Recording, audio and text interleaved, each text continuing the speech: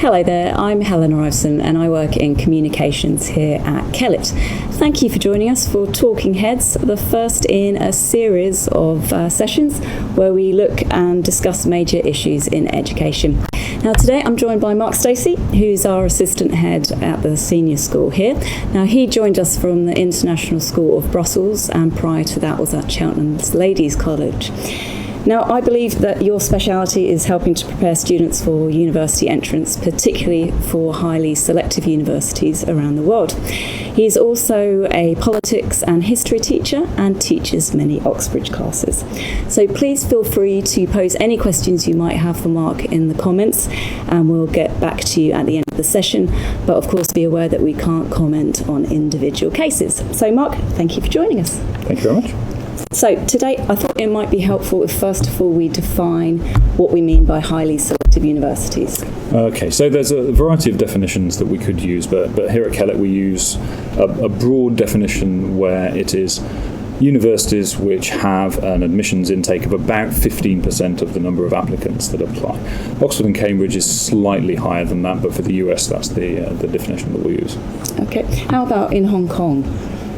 In Hong Kong, the situation there is that I wouldn't usually to manage that process because I've just come here for Brussels. We have other expertise in that area. Okay, great. So just how competitive are these universities to get into? If we take the UK first of all, if we look at Oxford and Cambridge, you're looking at roughly around 21,000 applications per year for about 3,000 places in terms of Oxford. Cambridge is quite similar. So that produces a rate of something in the region of 15 to 20% every year, but it varies from course to course, and that's a very important point that we need to stress, and we stress to our students quite heavily. If you look at a course like Economics and Management at Oxford, we're looking at 5.9% or thereabouts of the applications result in an offer, and then the student makes that offer. It can be dramatically different, so something like Earth Sciences has a 35% acceptance rate. So for students who are particularly strong in a variety of areas and aren't sure what they want to do, but do want to go to Oxford or Cambridge, then a choice of course can be a really, really important factor. Okay, interesting. So how do parents work out if this is the right path for their child? So in terms of the UK and Oxford and Cambridge, you've got to be looking at a student that really, really wants to be pushed and stretched. The process of applying, as many people will know, is that you go through the UCAS form first of all, and then that gets sent off. And then for most of the courses at both of the universities, you will be looking at some form of testing. That testing will produce a result, and then they'll invite people to come to interview. Now, the interview is the key area as far as we're concerned, because it's the interview that reflects the style of teaching that they're going to receive. So that interview will usually be 2, maybe 3 academics with an individual student, and they will be pressing that student on areas of expertise that student has. If your child likes to learn in that way, likes to be pushed and stretched and challenged on their opinions, then those 2 universities are excellent places to study. If, however, they prefer to absorb information, they don't want to be in a kind of intellectually confrontational environment, then even if they get through the interview, it is going to be 3 miserable years. And very few people that have been there sail casually through this process. It can be quite a stressful experience to be put on the spot by world-leading experts on a weekly basis. But if your child responds in that way, if you as a student respond really, really well to that, then Oxford or Cambridge could be the place for you. As a rough guide, when we have students coming back from interviews and they say that they really enjoyed the interview, that indicates that it's going to be the right kind of place for them. Okay, so not for everyone. And those interviews are also on Zoom at the moment? Yes, so last year they were on Zoom, and the option has been there in the past for people to be interviewed on Zoom. Lots of students will want to go there as well for the experience, and that's a valuable thing because it is a very different environment to here, obviously. Okay, so staying with the UK for a while, do you need British qualifications to get into a British university? Not typically. I mean, the leading universities are very au fait with a variety of qualifications from around the world, and they have networks of expertise. So if it was a particularly unusual application from an area where they didn't have the expertise, usually they'd be able to reach out to colleagues at other universities who may have more expertise in Nigerian qualifications, Turkish qualifications, things like that. As a rough rule of thumb, though, any student who's taken IB courses, any student who's taken A-levels, any student who's taken AP courses, all three of those qualifications will be very, very well understood by British universities. There is an argument that A-level could be slightly favoured because it favours depth. And obviously, if you're applying to most university courses in the UK, you're looking to do engineering. And so the ability to have studied maths in depth, physics in depth, and chemistry in depth is probably more valuable than the wider spread that you might get on an IB course or by taking multiple APs. Okay, what's the situation for American universities? Would they also recognise? So American universities will have, so the larger American universities or the more renowned ones will have a very, very experienced team, as it is in the UK, with a good understanding of all of the multiple combinations. They do like A-levels. They think very highly of them. They think very highly of the depth that it involves. They would never hold it against a student if they hadn't got IB or AP. If they go to a school that offers GCSE and A-level, then you're assessed in the context of those particular subjects. What they like to see is that you have challenged yourself. So you've taken as demanding a course load as you possibly can and looked to do things around that to kind of augment your portfolio, to augment your what you have to offer to that university. Okay, that's what I was going to ask you next, actually. So what are these universities looking for aside from great grades? So should we do UK first or US first? Let's do the UK. Okay. So for Oxford and Cambridge, what they are looking for is a student that is in love with their subject, and that's probably the best way that I can explain it.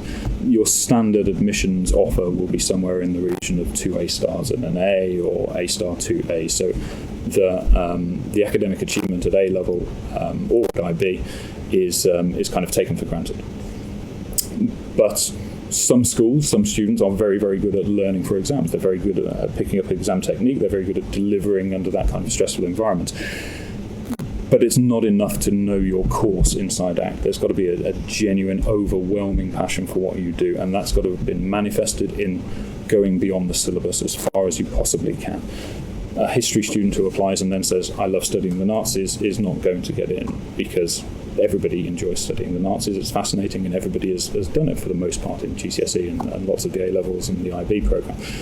A student that has demonstrated that they love history by going on and reading more deeply in areas that they haven't looked at before during the school curriculum, that's a student that's attractive. A student that is so obsessed that they read historical fiction to get a different perspective on it. A student that's so obsessed that they're going on to read books about the practice of doing history. So the default would be an E.H. Carr book called What is History, but looking at kind of Margaret Macmillan, looking at people who talk about different theories of history to understand the difference between a liberal viewpoint or Whiggish history or Marxist history. That's the kind of person that is already setting them up for themselves up for huge success when it comes to Oxford and Cambridge, because you are engaging, you're being interviewed by a leading expert, and that expert wants to know that you are as passionate about that subject as they are. And how do they demonstrate that before the interview? Does that all go in their personal statements? So the personal statement would obviously include a huge amount about that, and then the reference from the school would probably make reference to the fact that this student has been reading beyond the curriculum, or has taken part in Model United Nations, or taken part in debating competitions and things like that. The teacher's input in terms of the reference that the school writes will usually include information from the classroom teacher, who will refer to the fact that the student stays behind to discuss different theories, has taken part in different competitions that require producing essays. So all of that will be in place. But then when it comes to the tests that I mentioned earlier, for history, again, if we stick with that, the HAT, the History Aptitude Test, will include questions on areas of history that the student hasn't ever seen before. So, for example, it will be a source and extract from an Icelandic saga. They've got no real way of predicting that the Icelandic sagas are going to come up. But then the questions will say, okay, what can we find out about Icelandic society from this particular extract? And that's not demanding that they know Icelandic sagas. That's demanding that they know how to interpret a historical source and infer information from that. And that's something that you can achieve more easily the more you've read and the more interested you are in the subject as a whole. Okay, great. So that's British universities. What about American universities? What are they looking for? So American universities are a totally different kettle of fish.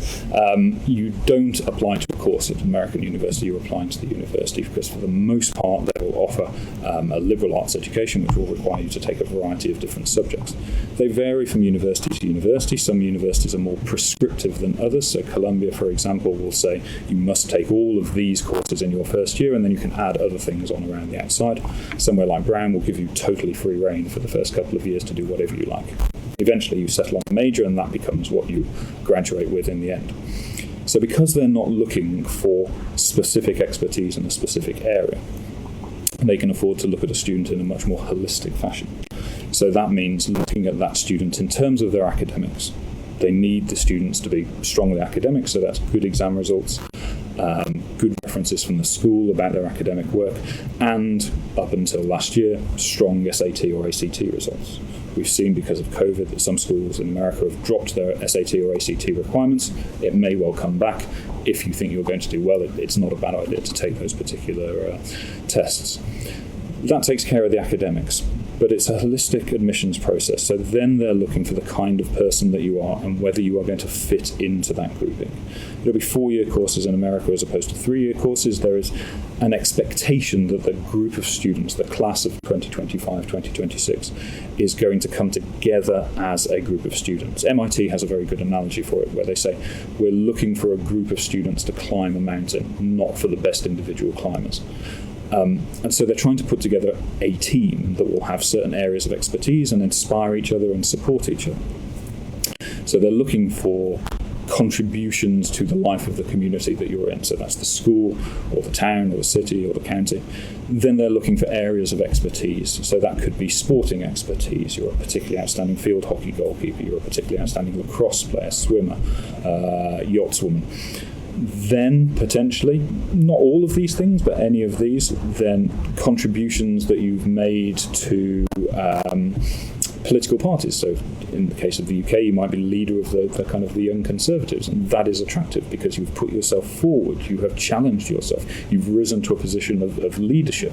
So leadership can be very important. You've started a club or society, you're entrepreneurial, you've started a business of some description. If you want to be an engineer, you've taken an old motorbike apart and put it back together again. All of those things suggest a student that is proactive, a student that is engaged, a student that's going to contribute something.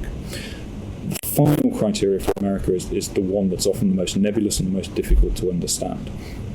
That is the institutional priorities. It's obvious when it comes to sports. So if you look at admissions into American universities that are sports related, then you might have a senior team at Harvard, senior girls lacrosse team, and one of their players is leaving Harvard at the end of that year. So they're looking to replace that player unless they've got someone good coming through. So their coaches are actively looking to recruit somebody who is academically capable and plays that position to a high standard. Would that ever happen in the UK? No. So sport wouldn't be that important. But even down to other institutional priorities, like the person who coordinates the yearbook is a senior and they're leaving, so somebody with yearbook experience would be valuable. Even down to the fact that the university may have a professor of Russian, but no Russian majors coming through. And that professor of Russian is looking like having a very, very light schedule and getting paid for it. So they may be tasked to recruit students with a particular interest in majoring in Russian. That doesn't mean to say the student has to stay like that, but they stand a better chance of filling all of their class spaces if they are bringing in people who are expressing an interest in that area. It doesn't work for things like economics or international relations because they're never going to be short of that. But some of the more niche courses, if you are expressing an interest in majoring in that particular area, that might make you more appealing than a student looking to do engineering or politics. Okay, great. Well, that's from the student side, what they do. What does Kellett do to help these students? So, should we go UK, US? You choose. All right. Well, we'll do a kind of a general thing first, and then we'll talk about UK specifically and then US specifically. So, I think what is provided at Kellett in terms of what I've seen from my own perspective and what I've seen from the perspective of my two children who are both here is a challenging academic environment. There are students interested, engaged, pushing each other, and it creates a critical mass of interested students in the classroom, which as a teacher is wonderful. You have students who are wanting to stay behind, wanting to find out more, wanting to take part in competitions, and that pushes everybody on collectively. I think we have a very high standard of teaching, but that's what should be expected. But then beyond that, I think what we have to do is to cultivate as far as possible an attitude of engagement with learning right from the time that students arrive in Kellett, whether that be in the prep schools or here in the senior school. So my experience is connected to the senior school. So what we're seeing is that we're trying to give them access to interesting information that might be something that they take forward themselves. So around the screens that you'll see in the school, we have 100 great pieces of art with explanations about why they're particularly great pieces of art. I'm not saying that every student stops by and is waiting for the latest information on Mark Rothko, but it's there for them to engage them. Then we'll have maps that are interesting, infographics that are interesting, things like that. We also have a website that I look after that has a kind of a daily feature on it that will have a video that is of interest to students, and then we share that, and then it gets passed around, because the students spend an awful lot of time on YouTube because they're young people. But nobody is really curating stuff that is interesting or inspiring for them amongst their friendship groups. It's lots and lots of cat videos and explanations of how to build things in Minecraft. Whereas if you can inject something that is inspiring and relates to the American presidential race or relates to Black Lives Matter, that can be something that engages them in the right kind of way. So that's a kind of a general overview of what's happening. Specifically then, when we get into the sixth form, we are looking at students with GCSE results, and if their GCSE results are in the region of 7, 8 A stars or equivalent, so 8s and 9s in terms of GCSE, then they're potential Oxbridge candidates. Cambridge usually say that statistically students with 7 A stars and above are the ones that tend to do best, and so that makes a decent benchmark for whether students should be interested or whether the stats are on their side. Those students we identify, and we can talk to them about whether they're interested. Some aren't, some are. Some are interested in going to America, so we'll park those for the moment and then come back to them. You can self-identify, of course, if a student has a particular passion in one area. So we have coming through kind of a number of brilliant linguists who maybe scientifically and mathematically aren't as strong. They might not deliver the same GCSEs, but they're a potential linguist for Oxford or Cambridge. So we can identify those students early on, and we also reach out to the parents with something that's called a brag sheet. So a brag sheet. Right. It's a very American thing that we used to use in my previous school, but it's very, very effective because sometimes students aren't aware of their relative strengths and weaknesses, and so if you ask them what they're good at, they'll vacillate and be kind of self-denigrating. So a brag sheet gives the parents a chance to say, right, this is what I'm proud of my child for, this is what I've seen them do that's really impressed me, this is the conversations that we've had about universities, these are my aspirations for them, and this is their aspirations. So that can sometimes reveal particular aspects of that student that might be useful for us to work with. So we gather all that information together, and then we kind of identify, and the student say, yes, I want to go to Oxford or Cambridge.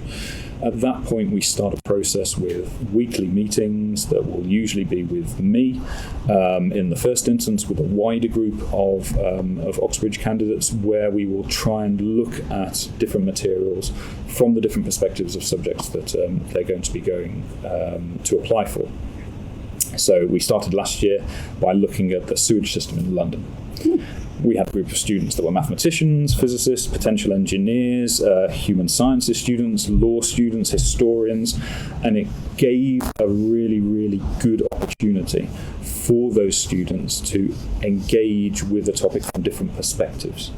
So what that meant was that the engineers could look at it from the challenge of building a sewage system. The mathematicians could look at it from the statistical calculations that had to be done. The historians could look at it from the position it placed in the development and the growth of London. The lawyers could look at it from different perspectives. So we're trying to introduce a way of looking at concepts that they haven't come across in their lessons before. Mm-hmm. And that gives them the opportunity to stretch and challenge them. So we'll do that for 4 or 5 weeks to get them used to the idea of discourse, challenging each other, learning from each other and developing perspectives. Then we'll start to break them down into groups of kind of 3 humanities students, 3 engineers and mathematicians, and then be meeting with those groups on a weekly basis as well. In those sessions, we might look at the testing requirements, so practice for the TSA, the Thinking Skills Assessment for PPE, for geography as well, and how to do those kind of questions. We might look at preparation for Bmat or the maths aptitude test or the physics aptitude test. Once we're into that process, then we're getting closer to them actually applying, and then they're finding out about invitations to interviews. Once they're invited to interview, then we're starting to do one-on-one mock interviews, and those will sometimes be with me and a subject expert, so a mathematician or a scientist or a linguist. And then as we get closer and closer to the date, then we'll start having mock interviews with people that they don't know. So this is hugely valuable, speaking to teachers at other schools who will interview them as if it is an Oxford or Cambridge interview. Why is that so valuable? Because no matter how good you are at asking questions and how mean a persona that you adopt or how different a persona that you adopt, you are still a teacher that they know and they've worked with before. And lots of the problems that students face when they go into an interview is it's one of the first times that they've really engaged with an educated adult asking them difficult questions, and you've only got 25 minutes in that interview. And if you spend the first 15 minutes being flustered because you've never been in that situation before, that makes it really, really challenging for you. So I have a network of people, the school has a network of people, former students that went to these universities and went through the process, teachers that have worked in this area for a long time. So that gives them experience, and our students this time around had at least 3 of those, sometimes 4. What we're aiming to do with this next cohort is have an Oxford interview night where we'll invite other schools to come in to send their potential applicants and also to send their teachers. And so that would enable our students to be interviewed by teachers from other schools and other schools' students to be interviewed by our teachers. So they're getting that experience of an educated adult asking them questions, but in an environment that's a bit more reasonable. So there's a couple of schools that I've already spoken to about that who are very willing to kind of swap over, and that's the process. So we're taking them up to the interview, and then from that point on, we have done in terms of our department in the sixth form all we can. The offer then comes through, and then it's down to the student and the teachers to deliver on the offer. Okay. So that's America.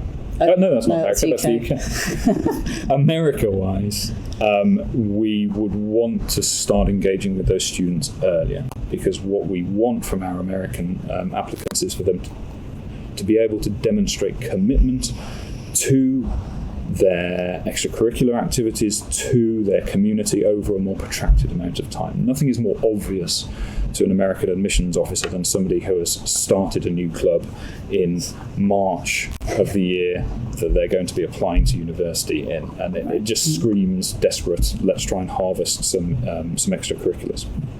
So this year, for example, I was speaking to our fifth form students, so that's year 12, 11, midway through the year to see the expression of interest. And then once I've started to speak to them, then we start to look at what are they currently doing in terms of extracurriculars that we can build on. So in the past, this has been things like a student that was particularly interested in biology and chemistry. He was on for very, very good grades, but then this was in Belgium, so we suggested that he starts brewing his own beer. Now, that works for a number of reasons. It's a demonstration or an extrapolation of his existing interests. It's the kind of thing that a admissions officer would read and then go, right. That's interesting. And it fitted in with a Belgian stereotype as well, and it enabled us to do some interesting things. So once he's brewed some beer, then we can brand it with the school's label and then sell it at school events. So things like that start to build up a portfolio for a student that makes them stand out. So, for example, here at Kellett, I'm working with one student who's a really interesting artist, and we're quite lucky in having a huge atrium when you come into the school with big glass windows. So we're looking at doing an art installation in that atrium that is a good 30 foot by 20 foot, or putting effectively gel screens up in terms of the glass windows to create our own stained glass window. Now that's not something that other students will be able to offer. And that will speak to a university about creativity, about proactivity, and all of those different things. But there's a much longer lead time for America to get things like that going. It takes longer, so we really need the engagement from fifth form onwards. We also have to be looking at planning the testing program for SATs and ACTs, so we're hoping to introduce having a testing company come in here to Kellett. I've worked with a company in the past who guarantee a 100-point increase in the SAT score or your money back, provided the student goes through the program correctly. So that has to be built into the American applicants process. And then it takes much longer for the Americans applicants to be able to fill out all of their application materials, because there's an initial essay for the common application. Then you might be looking at supplementary essays. For some universities, they might ask for up to 10 extra essays on top of the original one. So a very different situation to the UK, where you just write your personal statement and then it's done. Okay, but considering the last year and the year that we're having, there hasn't been as many opportunities for students to do ECAs and the kind of things that you're talking about. How will that affect offers, do you think? Well, everybody's in the same boat, so all of the admissions officers will be dealing with those kinds of things. ECA-wise, it's less of a concern for Oxford and Cambridge, because unless it's directly connected to your subject, it doesn't really affect your application as much. If you're applying to do PPE, for example, and you've been part of Model UN, that makes sense. If you're applying to do PPE and you've taken the lead in the school play, that's less significant. If we're looking at ECAs not having taken place for lots and lots of students across the world, then the universities will be looking at, well, what have you done? That's not sufficient excuse not to have done anything at all. In fact, if anything, it's a demonstration of flexibility and how you kind of think around a problem. So in my previous school, we were in this situation with a student that was applying, and we decided that he was very into gaming, and we were going to run an online gaming team. And so that was going to be linked up with the school sports. And then we would start to play matches against other schools elsewhere. And then that's something that people can log in, they can watch through things like Twitch. But he's generating a sense of community. He's being proactive. He's making something happen, even with COVID happening in the background. So there's lots of possibilities of things that you can do despite the limitations. And in many ways, the limitations emphasize your creativity in managing to achieve anything. And demonstrating your resilience. Yes, resilience, all of those things. Okay, great. So that's what the school does. What can parents do to support their children? So parents play an absolutely vital role in this process. It's sometimes very, very straightforward when you meet parents for the first time to understand why a child is engaged and enthusiastic and contributes and has a huge hinterland of knowledge, because the parents are very much engaged in discussion with the child. I think that's the key thing. Conversations are complex and appropriate for young adults to be having with parents. So they're talking about what's happening in the news. They're talking about what they're doing at work if they're an architect or an engineer or a doctor, and explaining these things. That serves two purposes. It increases the child's understanding of what's going on and of the parent's role, but it also gets them used to talking about complex issues with another adult. So as much as possible, it's the quality of dinner table conversations. If you're having friends over for dinner and those friends do interesting jobs, then have your child there and have that child engage with somebody else about their opinions. So that's vitally important. Getting your child to explain things to you as well is very, very useful, because it helps their learning. When you have to teach something, you have to think about it in a different way, in a deeper and a more involved way. And articulating an explanation is a key skill when it comes to being interviewed for Oxford and Cambridge, because you are going to be given problems by the tutors in that interview, and you're going to have to explain your thinking. You take a huge risk in an Oxford and Cambridge interview if you are given a problem and you work on it silently and then present the answer, because they're not looking for the answer, they're looking for how you think your way through that. And explaining things to your parents is a really, really useful way of doing that. And the more kind of foolish the questions that the parents can ask, the more it appeals to the student to tend to correct them and then explain things more clearly. Mm-hmm. I think the other thing is, don't get drawn in by the promise of an exciting $3,000 2 weeks at Stanford University summer course. That serves no real purpose. All it demonstrates is that you can afford to pay for a summer course at Stanford. Okay. It is far, far, far better to spend your summer doing something that is proactive and engaged. So you could go and do a course at MIT which purports to teach you all sorts of things about design and engineering. It's far better to go and do some work experience in a small local garage in the middle of Central. Well, probably not. Don't get garages in Central. Maybe not. Counting.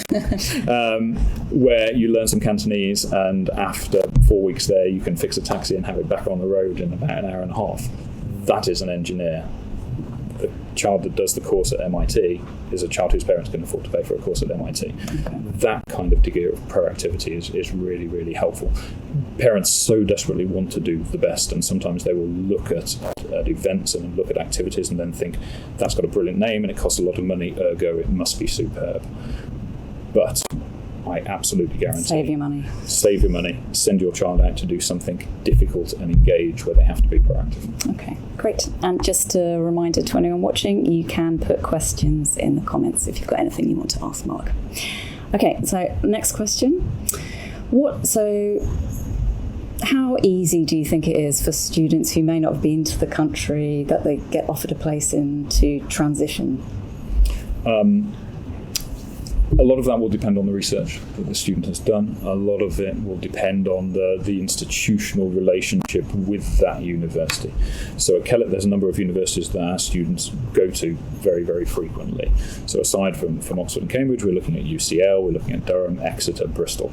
So there's an established path through, which means that there are alumni there that the student can reach out to in order to understand what are the pros, what are the cons, what do I need to know before I arrive.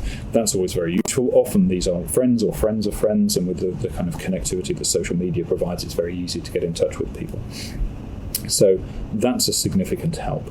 I think also going on to websites like Reddit's website of Sixth Form subreddit on there has got lots and lots of people who are talking about where they're applying to, and they're talking about their successes. So you can meet people online who will be going to your university doing your course, and therefore you can connect with them earlier in the process, which always helps. Arriving in a new place where you don't know anyone but you've chatted to some people online can be really, really good.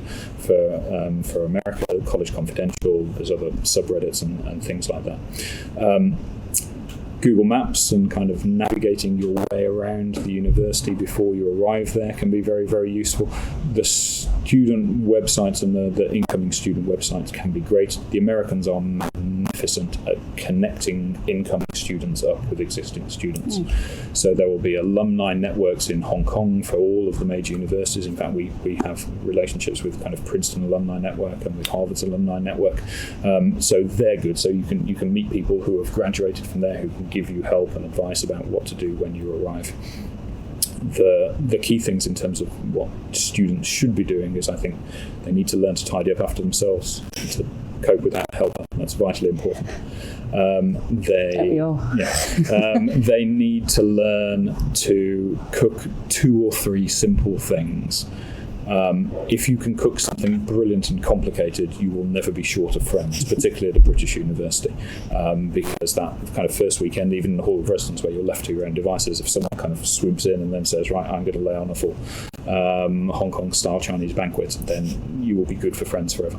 And budgeting as well, I think, is useful, because that's something that is easy to forget about when you're here, but for many families, the cost of sending a child to university means that money is not going to be as freely available as it may have been in Hong Kong in other environments. So the budgeting and the looking after yourself are key, and then it's about building your network in that city and finding out from people what it's like. What I've found in Hong Kong so far with Kellett students is that they're often very, very well connected to the UK. They've been there, they've seen lots of cities before. Sometimes they haven't been to the smaller places, so places like St Andrews can come as a shock because it is cold and it is rainy and there are only 3 streets and there's a lot of good pubs. But after Hong Kong, from experience. Yes, there was a tour that we were taken on by the University of St Andrews to stress the quality of the pubs in the area.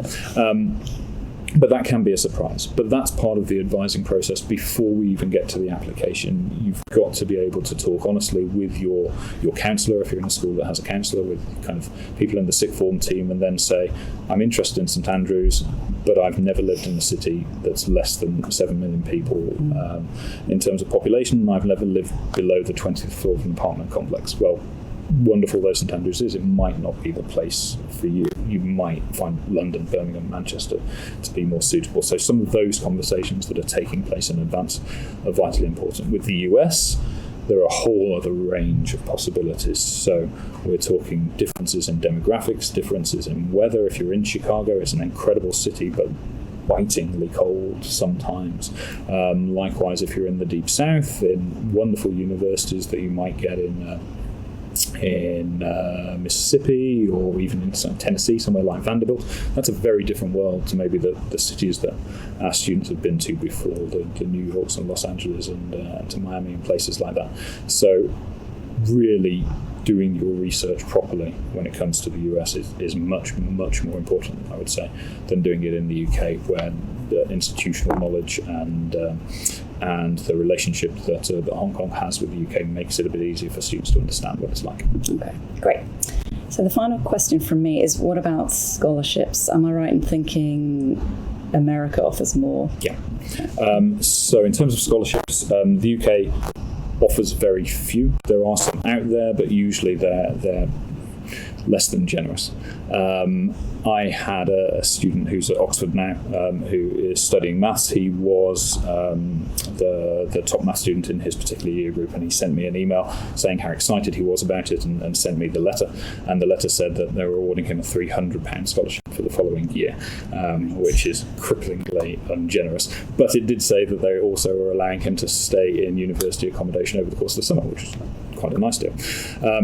The big money is in the US. So some of the universities have bequests that are the size of small nations' GDPs, a huge amount of money, and lots of that money should be channeled. It doesn't always, but it should be channeled into scholarships. The problem then arises in how that scholarship money is divided out, because realistically, very, very few students that are in international schools in Hong Kong are in such a parlous economic state that they need money. I mean, people may have seen that there was a girl from a small village in India that's been awarded a scholarship to Harvard over the course of this admission cycle. Neither of her parents can read or write. That's a student that deserves scholarship money. Yes. Far less of a case here. However, what every American university website will have is a calculator. They're obliged by US federal law to have a calculator on there where the parents can enter their financial details, and then the calculator will say, this is how much money we would expect you to contribute to the overall cost of your child's education. So you can get a very good idea from that. There are other scholarships that are out there that can be awarded, that are awarded by organisations, foundations, things like that, that aren't specific to a university. So unfortunately there's no centralised database. Fastweb.com is quite good for being able to research these scholarships. Some of them are quite large, some of them are smaller. They might be $2,000, $5,000, but you can aggregate 2 or 3 scholarships together and that works. For some US universities, there are kind of big name scholarships, though, and this applies to Canada as well. Toronto has a very good scholarship called the Leicester Pearson Scholarship, named after a former Canadian premier, I think, and that is a full ride scholarship for international students every year for quite a few. If you're looking at places like kind of Harvard, Yale, there is a very realistic chance that scholarship money isn't going to be forthcoming for students who are in this kind of school. However, merit-based scholarships can be awarded. So those are connected to when you apply to the university, and each university will have different rules about it, and then the potential score that you get. So it might be the case that if you do get 3 A stars, then you're automatically entitled to a certain scholarship, which will offer a discount for the 3 years or just for 1 year. There are also some scholarships that are complete free ride scholarships. They don't tend to be at major names, but they'll tend to be at institutions that are sometimes referred to as the public ivories, so big state universities that have a very strong reputation. So there I'm thinking about scholarships like the Jefferson Scholarship to the University of Virginia, which is a full ride, all accommodation, all food, all fees, all trips that you have to take for the university. The only thing you have to do is pay to get to Virginia and back again. So I had a student who's just finished with the Jefferson Scholarship, very, very wonderful student. She was a bursary student at one of my previous schools, so she came from a family which wasn't wealthy at all. She was awarded this scholarship and she couldn't afford the flights, even though that was a very small amount of money by comparison to what the scholarship was worth. And another Jefferson scholar from previous years paid for her flights because of his belief in the Jefferson Scholarship as a way of helping students kind of move on. So there are scholarships out there. Moorhead Kane Scholarship at the University of North Carolina is another good one. NYU has a campus in Abu Dhabi which has an astonishing scholarship, which is all food, all fees, all accommodation, a $1,500 stipend for each student per month, and all flights backwards and forwards. What university was that? So this is NYU, New York University, but the Abu Dhabi campus specifically. You can spend a year at one of the other campuses. The student that I worked with who got the Jefferson Scholarship also got that, and she had to choose between the two, which is one of those heartbreaking decisions that some students will put themselves through. There are weird scholarships out there. So there is a scholarship to a particular university in Florida for students from a town called Nazareth in West Flanders in Belgium that went unawarded every single year because no students from Nazareth in West Flanders ever applied to this particular university. And whenever I met people from this university, they said, please find us someone. So there are scholarships dotted around all over the place. It's a matter of research and quite in-depth research. So it is possible. It means adding to your research load, and if you're applying to America, the research load will be high in terms of all the things you have to deliver. Okay, great. Well, that's all the questions from me, but we've got some questions from the audience. Lovely. So, a question from Jojo. Thank you, Jojo. What should we do to prepare to get into a top medical school in the UK? I'm not sure if that means as a parent, probably as a parent. Yeah. So top medical schools in the UK, you are looking at quite a complex process. They will expect you to have some experience of working in a healthcare capacity. 10, 15 years ago, it would be enough to follow around a consultant, a gastroenterologist for 2 or 3 days and then go, I understand everything about being a doctor. I think recently it's become clear that the focus has moved much more towards understanding the day-to-day experience of being a doctor. So my students that I've worked with in the past who've had most success have spent a year, once a week, working in a nursing home with the elderly, or working with people with dementia, working with young disabled children. Because you're not applying to become a consultant gastroenterologist, you're applying to become a doctor, and a doctor will be dealing, for the most part, with people with complex long-term needs, particularly elderly people. So that understanding builds empathy for the student and shows a genuine commitment. You can't just pitch up in a medical school interview and then fake a year's worth of experience of working with old people in an old people's home. Aside from that, you need to be looking at something like the Ucat and the Bmat and what that entails. So those are the two tests that are possible for UK universities. You need to be looking at the process of the MMI, which is the multiple mini interview that some UK medical schools will use, which does include really quite challenging situations where young people are asked to go into a room and break the news to an actor that they've got cancer or that there's something seriously wrong with them. And the actor is told to respond in a certain way, and then behind a one-way mirror, the assessors will look at how this 18-year-old deals with a grown man collapsing in agony and begging the doctor to cure them. So there are some really challenging situations, and you have to be aware of them. There's lots of good courses. I know before I talked about kind of not paying a vast amount of money to go away on courses. For medicine, there are places that you can go to where actually you will get more involved in the real kind of process of understanding medicine. So there are a number of gap year companies that will provide kind of summer placements in Tanzania, in where else do they go to? There are some places in Eastern Europe where there is much more hands-on medical experience. So that's a possibility, but that's a more expensive possibility. You've got to be reading, you've got to have a good understanding of, particularly for the UK, understanding of how the NHS works and its pros and cons and Institute of Clinical Excellence and things like that, and what the arguments are around the NHS, because that's the environment you're going into. It's not enough to be really good at biology and chemistry. I've had a number of students that I've worked with who are straight A-star students across maths, biology, chemistry, but because they can't demonstrate the empathetic skills that are so valuable in a doctor, they fall down at the interview stage. Okay, interesting.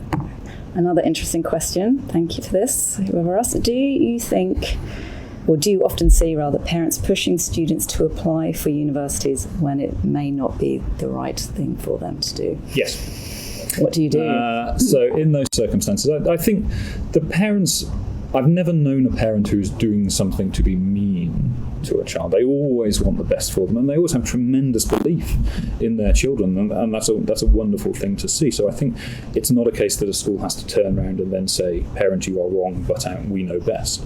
You've got a much more intimate and long-term relationship with your children than we have.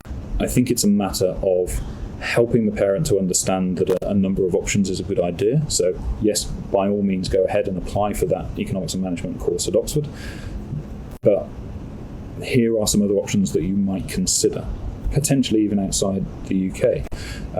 So if it is economics and management, and that's a source of great fascination for the student, but they don't necessarily want to go to the UK and they're being guided in that way because it's what the parent knows or it's where the parent studied, we might look at somewhere like Bocconi in Milan, which is a phenomenally strong university, but isn't very well known because it's not a university that offers chemistry or French literature or history or politics.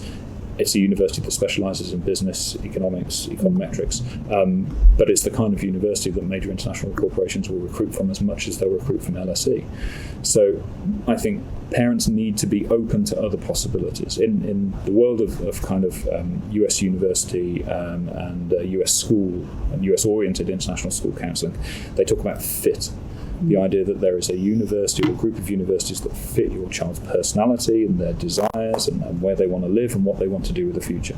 And sometimes that idea of fit, what the child wants and what the parent wants, don't necessarily work towards getting the same fit. So being open to possibilities is hugely significant. Being willing to look at a gap year if things don't work out, or even a gap year in advance to kind of just decompress from the really intense educational experience that they've been through and find out what they missed most. What subjects did they think, gosh, I wish I was doing some maths, I wish I was doing some English literature, why did I let that particular thing go? It is right that parents are aspirational for their children. Sometimes this can manifest in a child that's very disappointed at the end because their 5 UK university options were too challenging, they didn't get any of them. And this year, we haven't seen it so much here, but colleagues in other schools have reported that admission rates are lower because of the overflow of last year's students who were encouraged to defer because so many of them made their offers. So this year, some schools have been hit worse, and that's the point where we would look at the situation and then say, isn't it great that we had this plan B, so you've still got an option? Yeah, plan B's a good idea. And C and D. As long as D isn't like kind of Duke and Dartmouth. Indeed. Okay, another question from Sue Bin. Thank you, Sue Bin. Can you please share your opinion about students acquiring work experience related to their intended major? And would it be strategically more advantageous for a student to work for the company with a good reputation? For America specifically, I think for America, it's what you make of the experience that's the most important thing. What can happen sometimes is if you go and do work experience with a big important company, is that they will file you in a small kind of pigeonhole, and so you'll learn a little bit about a discrete niche area, but you won't learn about the company as a whole. Sometimes it's more valuable to be going into a small startup who've only got 3 members of staff, where they may well be saying, I need someone to come with me on this particular job. You're just going to have to do it, because that puts you in a more challenging situation.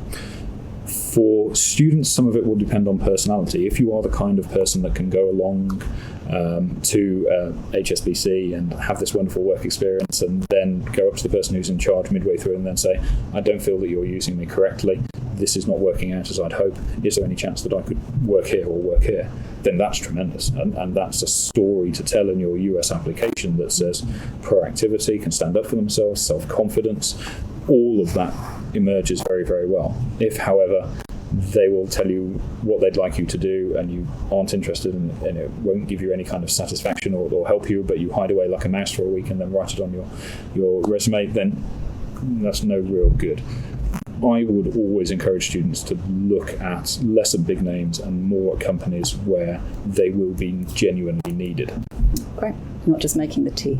No, not just making the tea. All right, brilliant. So a question from Sudashina, I hope I'm saying that right. So what do you suggest for students who are keen to join a top university but are struggling to decide on a subject? Go to America. So the joy of the American system is the fact that it gives you this range. I mean, the average American student will change their major 3 times during the course of their university experience. And sometimes that means it takes longer to graduate than at others. But it does mean that you're not held within the strictures of what you decided to do for A-levels or for IB at the age of 16. You have the scope to change completely from chemical engineering to gender studies. You have the scope to change from modern dance into philosophy. That is always there for you. If you can't decide and you're kind of humanities oriented, there are liberal arts courses at British universities, some very, very good ones. There are those kind of combinations of joint honours courses in the UK, so history and politics, economics and French, those kinds of courses. There's very good liberal arts courses at Dutch universities as well that are taught in English. So it needn't, if you can't decide, it needn't preclude you from going ahead with an application. If you can't decide and you are willing to, I would always advocate taking a gap year, because I think the maturity that a gap year brings, the experiences that a gap year brings, always make that child more admissible than that child the year before, if that makes sense. Yep. I have seen, particularly for boys tend to grow up a huge amount, probably because they sometimes have more growing up to do than girls.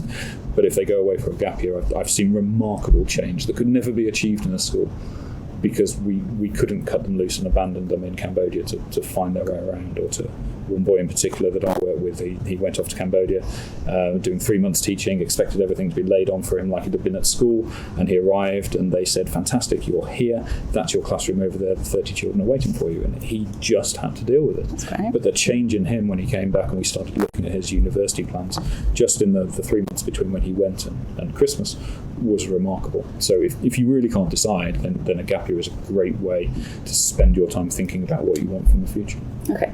And also, am I right in thinking that Australian universities are much more flexible? Yep. So they're very flexible. UK universities will allow you to defer if you've got a place, and then you could take a gap year and then you can change potentially. I mean, you would have to reapply. Australian universities are quite handy as well, because they tend to start in January, so you could have that kind of gap year experience.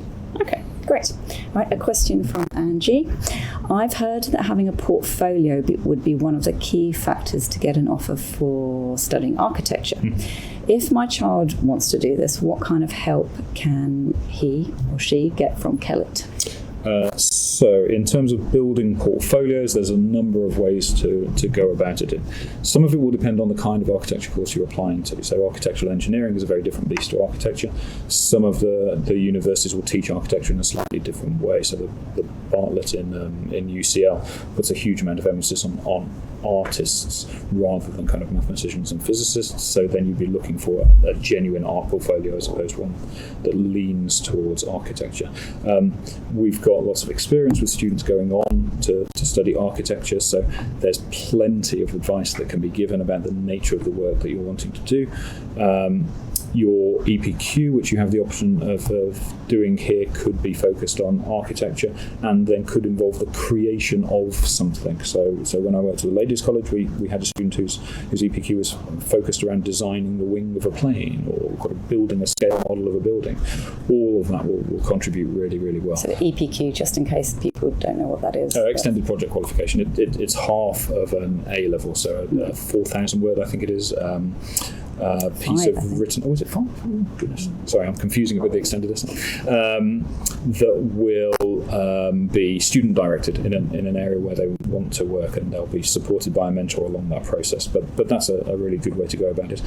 Just to be interested and engaged in making stuff. I mean, making stuff is something that's not been affected by COVID. If you've used Lego before, even if you build stuff in Minecraft, there is scope there to demonstrate your understanding of how things work, how things get put together, how things are well designed.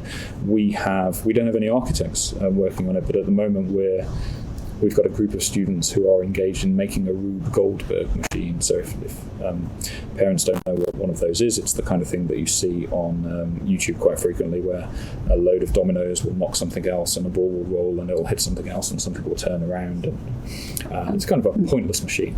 But we have a group of 6 students who are working on it. It will go from the top of the school to the bottom, and they've constructed it in parts. There's been a design process, a thought process. They've dedicated a huge amount of time to it, and it's the kind of thing that involves some of the skills of creative problem solving that you'll come across in architecture. One of the students built a trebuchet the other day in order to fire something across the atrium so that it will knock something down that will lead to something else moving. So those kinds of things that you can get involved in, we would always be really, really keen to support. And obviously a combination of subjects plays a part in this, but if you've taken either design tech or you've taken art, then there'll be great support from the excellent teachers that we have. Okay, brilliant. Okay, we've got one last question from Rita. We talked about this a little bit, but here we go anyway. Is it better for a student who wants to take a gap year to apply in year 13 and defer, or should they apply during their gap year? I don't have strong opinions either way. I mean, it can be really interesting to make an application and then see what comes back, and then if you're happy with it, then to defer it. If you do make an application, that you have to be quite strong, I think, not to end up taking up that place if all of your friends are going away to university. So it requires a degree of kind of personal strength. Some universities frown on gap years a little, so I would never recommend a student holding an offer from Oxford or Cambridge to take a gap year, because they tend to be a bit more sniffy about that. I have had a student do that. She was training for a place in the Olympic equestrian team, so they were willing to let that slide.